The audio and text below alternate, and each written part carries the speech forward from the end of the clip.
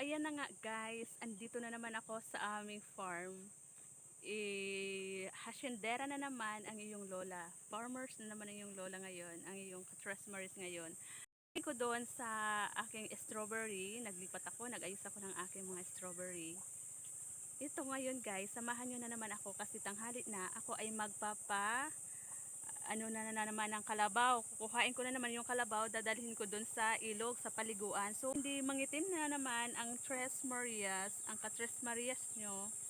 Kailangan ko syempre ng protection sa aking pislak kasi nga, ayan, ang pangit na nga mas lalo pang papangit.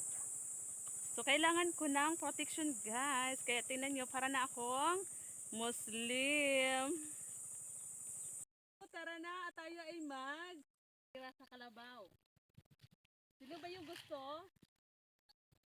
Ma'am Angel, halika na. At tayo ay mag-ride sa kalabaw. 1, 2, go! Go!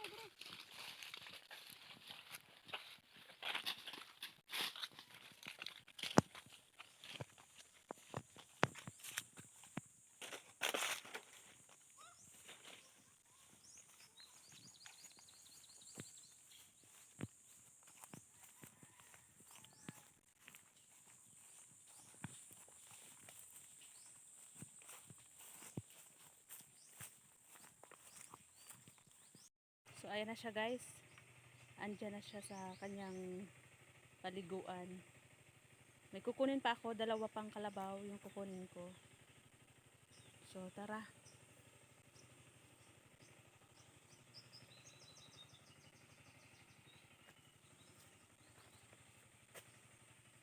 2,000 years later.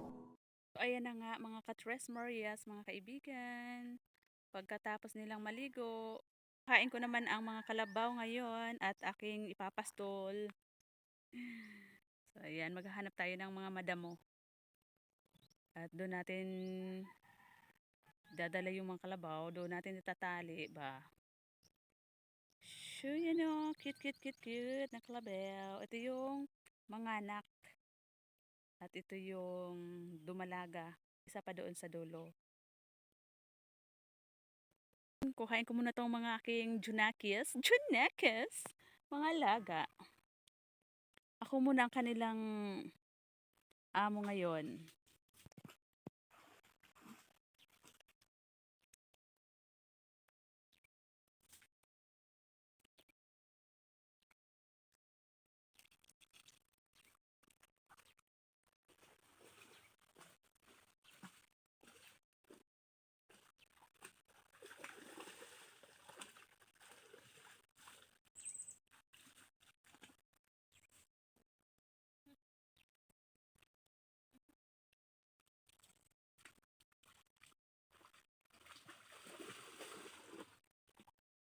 Masyado nang matarik mataas na.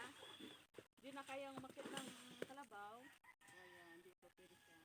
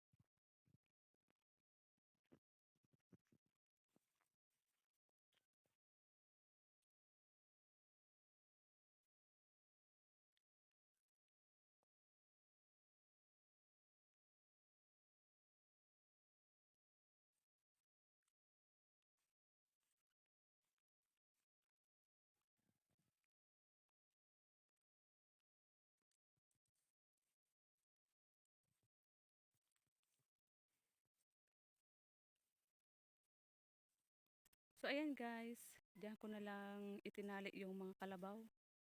Kasi wala nang ibang mapagpastulan, lahat na may tanim. So tara na, uwian na tayo. Daanan muna natin guys yung fish pond ng aking kapatid. Dito oh.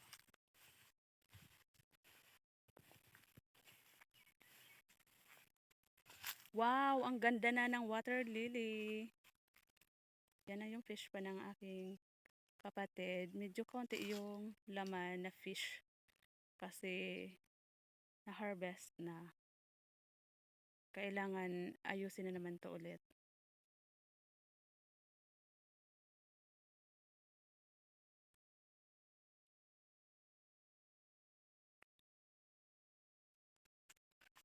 So dito guys sa dulo, ito yung umalis ako na nagtanim kami dito ng kamote. Ayan na siya oh. Na gumagapang na siya diyan oh.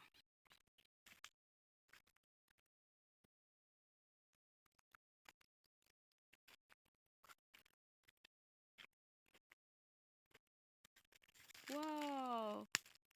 Daming sili guys. Punong-puno ng bunga yung isang puno niya oh. Yan, kuhain ko nga ito at gawin kong chili sauce. So yan, sarap.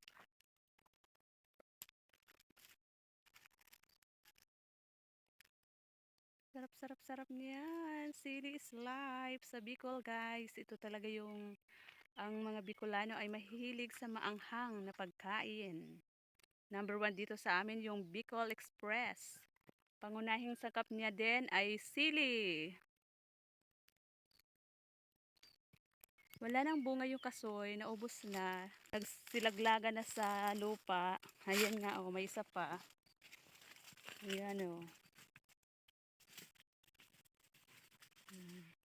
Kasoy. Ayan guys oh.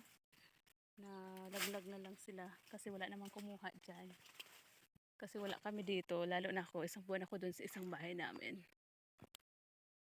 Magsungkit na tayo ng buko at tayo ay mag-iinom ng sabaw.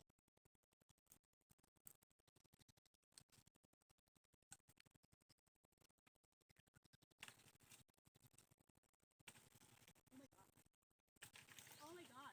Okay,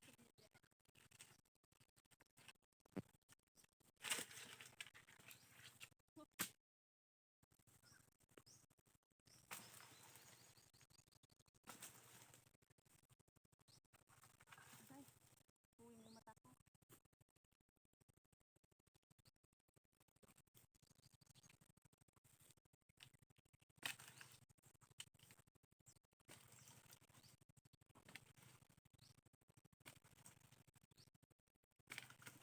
Yun! Yehey! May basag.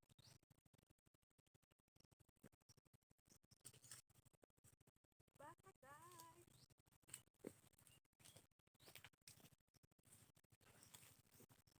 Nabasag.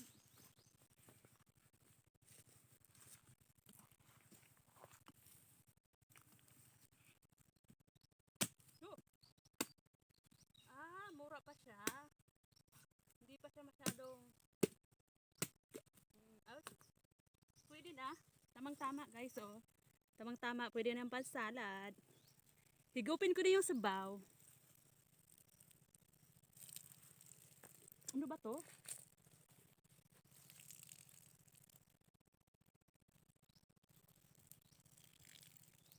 Ubos na yung sabaw oh.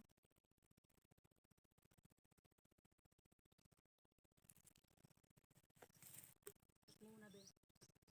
So ganito yung paggawa ng kutsara para kutsara natin dyan sa laman. Galing pa no. Isahan lang. Tara na guys at magmukbang tayo ng buko.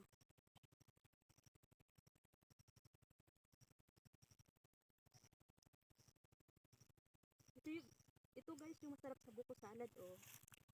Tamang tama yung laman niya. Yun. Ganon. Yun. Tama? Gusto niya? Tara.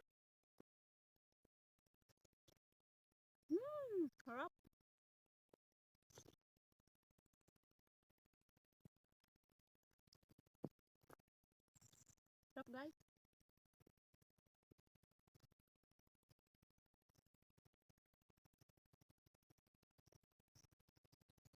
Mmm.